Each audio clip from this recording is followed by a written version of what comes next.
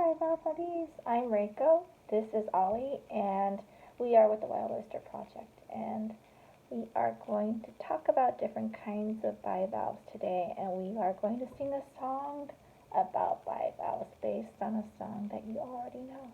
A squishy-bodied animal that are protected by two shells. So they have a top shell and a bottom shell that are called valves, and they are connected by a hinge. If you think about the word bicycle, think about how many wheels a bicycle has. Does it just have one wheel? Does it have two wheels? Does it have three wheels? A unicycle has one wheel. A tricycle has three wheels, right? A bicycle has two wheels. So the prefix bi means two. So a bivalve has two shells. Some examples of bivalves include oysters, and I'm going to show you two different kinds right now. This is the shell of a Pacific oyster. It is a pretty big oyster, right?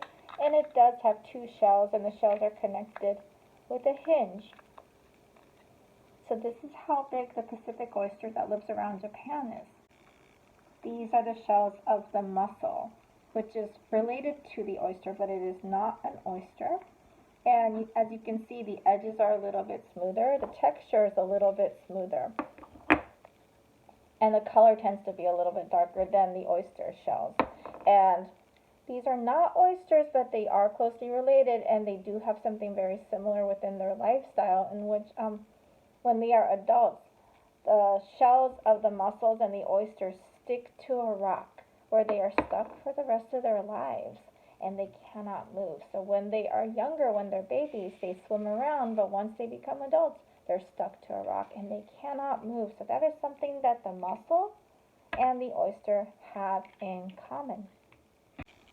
These are the shells of a clam, also a bivalve. Also two shells connected by a hinge.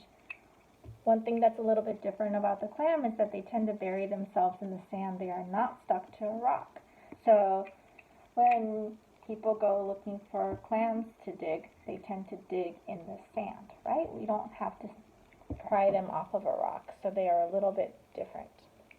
And another type of bivalve that's a little bit bigger is the scallop. I only have one shell for the scallop, but this is one kind of bivalve that is not attached to anything, and they can actually swim for short distances. So they can actually open up their shell and propel themselves and move around in the water. And you can see that this shell is much bigger than the other shells that I have.